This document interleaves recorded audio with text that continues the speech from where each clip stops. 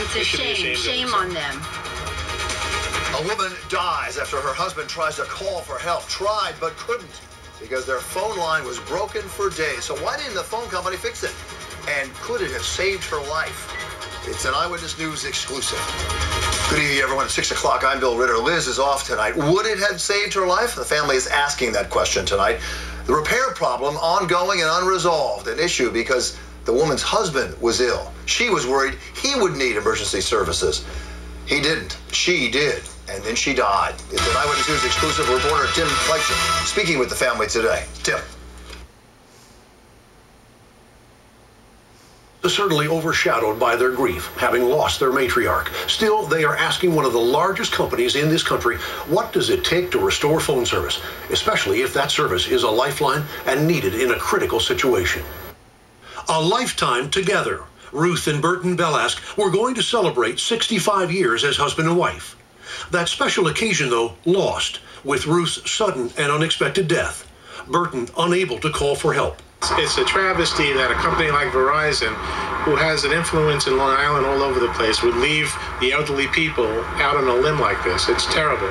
Ruth and Burton returned to their home here in Melville from a vacation 10 days ago to find they did not have phone service.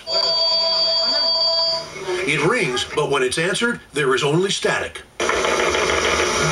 And for Burton, this dedicated phone line is a lifeline.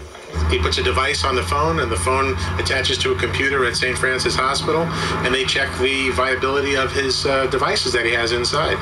A pacemaker and defibrillator, his family says. So Ruth went to work. At first, got nothing, and she called from her cell phone and made repeated attempts for them to come.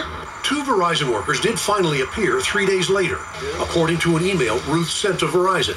She said they located a break in a line and hoped they put in a work order to have it repaired. And again stresses, this is a medical emergency as my husband has a heart condition. And he can't even use a cell phone because of his condition that he has. It interrupts with the waves that he has in the pacemaker. 4 days later, Ruth receives an email from Verizon apologizing for the delay in our response and regret any inconvenience. It goes on to promise there is a repair report scheduled for completion on August 15th, 2010, no later than 6:55 p.m. The date appears to be wrong. This, her family says, is now 8 days since Ruth discovered her phone had no service. Verizon, which is in the 9th day of a strike by communication workers, said in a statement, given the medical emergency that was reported to Verizon, the company expedited the repair visits.